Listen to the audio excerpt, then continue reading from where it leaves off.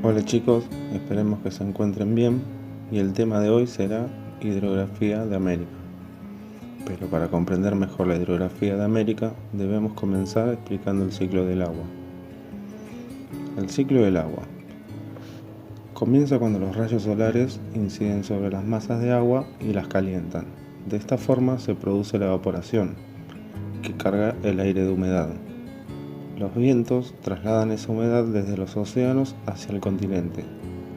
A medida que el aire avanza, debido a las diferencias de presión y de temperatura, se condensa la humedad y puede precipitar en forma de lluvia, granizo o nieve. Cabe destacar que la evaporación también se produce durante la caída de las precipitaciones, así como por el calentamiento de cuerpos de agua o a través de la transpiración de vegetales. Una parte de esa precipitación se infiltra en el suelo y alimenta las aguas subterráneas. Otra, al escurrirse hacia zonas más bajas, forma lagos, lagunas y regresa nuevamente al mar en forma de río o arroyos. Cuencas hidrológicas.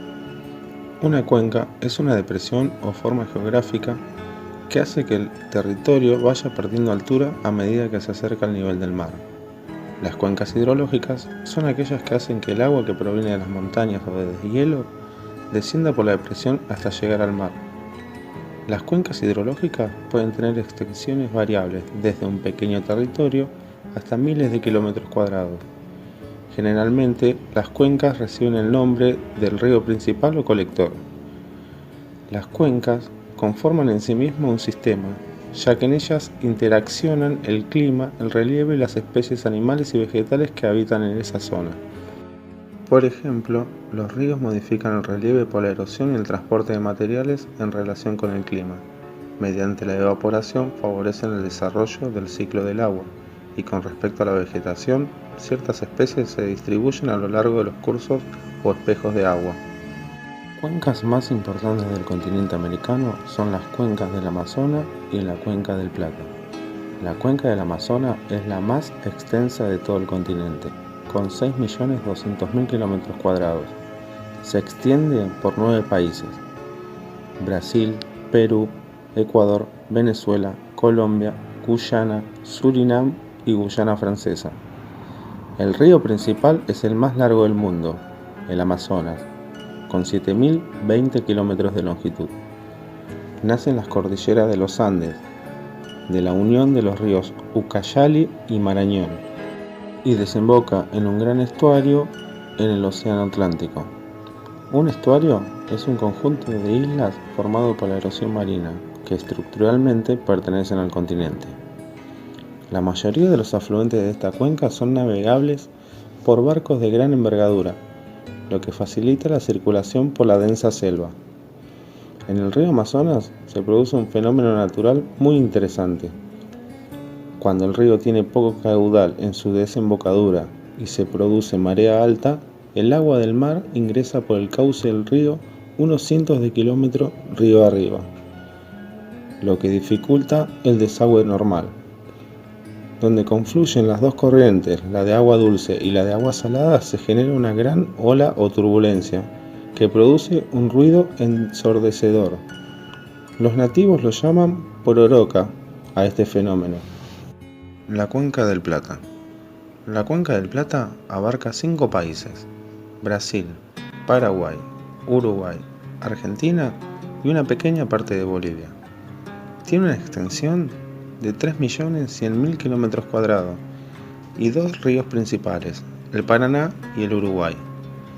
Ambos nacen en el macizo de Brasilia y en su cauce superior presentan numerosos saltos y rápidos, que son aprovechados para la generación de energía.